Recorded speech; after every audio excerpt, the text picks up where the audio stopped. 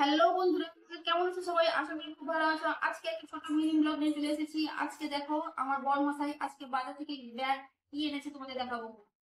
তো চলে এলাম বাজার, ব্যাগ নিয়ে দেখি ব্যাগের মধ্যে কি আছে। এই যে দেখো, প্রথমেই কলা। কলা তো আমার প্রতিদিন থাকে, কারণ ঈশাকে কলা দিয়ে ভাত খাওয়াই, ওর পাপাও কলা খায়। তারপরে দেখো এই যে ধনে পাতা আর পুদিনা পাতা। পুদিনা পাতার শরবত খাবে আমার বড়মশাই, আর ধনে পাতা হচ্ছে মাছে দেওয়া হবে, সেই জন্য পুদিনা পাতা ধনে পাতা নিয়ে এসেছে। খুব ভালো লাগে এই গরমকালে পুদিনা পাতার শরবত খেতে।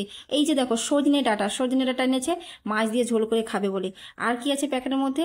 আছে, দেখি দেখি দেখি প্যাকেটের মধ্যে কি আছে। আম আছে, আম। ও মাই গড, এই গরমকালে এখন আমের সিজন, আমের সিজন। আমই প্রচুর পরিমাণে আসবে এখন ঘরে। সবসময় খালি আমেই আমই আম। এর প্রত্যেকটা খাবারের মানে দুপুরবেলা খাবারের মেনুতেই থাকবে সবসময় আম। আর কি ব্যাগের মধ্যে আছে? লেবু। লেবু নিয়ে এসছে। এই লেবু দিয়ে পুদিনা পাতা তো ভালো সুন্দর করে একটা খাওয়া হবে। আচ্ছা, এটা হচ্ছে লাউ শাক। লাউ শাক, লাউ ডাঁটা নিয়ে এসছে, লাউ ডাঁটা ঘন্ট খাবে। সেই জন্য অনেকদিন লাউ ডাঁটা খাওয়া হয়নি। লাউ ডাঁটা কিন্তু এই গরমকালে খেতে খুব ভালো লাগে, পেটও ঠান্ডা থাকে, সেই জন্য লাউ ডাঁটা এনেছে। তো হিসাব করে বাজার করেছে। আর কি এনেছে দেখি, আর কি এনেছে? আচ্ছা, মাছ।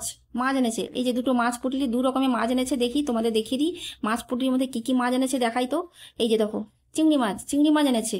চিংড়ি মাছ, অনেক বড় বড় চিংড়ি মাছ এনেছে। এই যে দেখো অনেকগুলো চিংড়ি মাছ এনেছে, দেখতেই পাচ্ছ অনেক বড় বড় চিংড়ি মাছ। ও মাই গড, খুব সুন্দর হবে। এই চিংড়ি মাছের কি করা যায় তোমরা একটু কমেন্টসে জানিও, চিংড়ি মাছকে কি রান্না করব। আর কি এনেছে দেখি, আর কি এনেছে? এই যে দেখো কত বড় বাটা মাছ, বেঁকে গেছে পুরো, আমি সোজা করে দিলাম তোমাদের দেখানোর জন্য। এই যে এত বড় বড় বাটা মাছ এনেছে। আর অনেকগুলো অনেকগুলো বাটা মাছ, দেখতেই পাচ্ছ অনেক বড় বাটা মাছগুলো অনেকগুলো এনেছে। তো এই যে দেখো কত বড় বড়, পেটে কিন্তু ডিম হয়ে গেছে এত বড় বড় বাটা মাছগুলো। হ্যাঁ, বাটা মাছের কি করা যায় তোমরা একটু জানিও কিন্তু। আর চিংড়ি মাছগুলোকে আমি কেটে নেবো।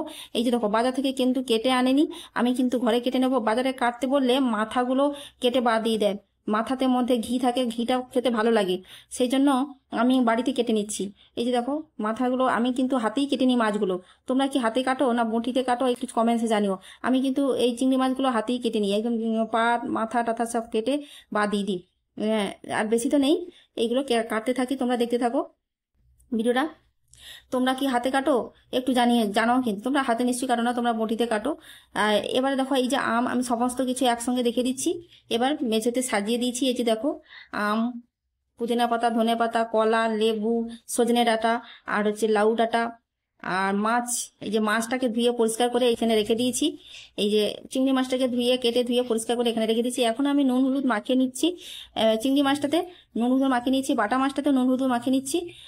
বাটা মাছটাকে নুন হলুদ মাখিয়ে নিয়ে এখন ফ্রিজের মধ্যে রেখে দেবো। যতটা পরিমাণ আজকে রান্না করব, আর বাকিটা সব ফ্রিজের মধ্যে ঢুকিয়ে রেখে দেবো। আমি কিন্তু নুন হলুদ মেখে কিন্তু ফ্রিজের মধ্যে ঢুকিয়ে রাখি। হ্যাঁ, তাহলে কিন্তু রান্না করার সময় সুবিধা হয়। বের করলাম, ভেজে নিলাম, রান্না করে নিলাম। এই পর্যন্ত ব্লগ ভিডিওটা ভালো লেগে থাকে একটা লাইক কমেন্ট করে পাশে থেকে সবাইকে দেখার সুযোগ করে দিই। Thank you.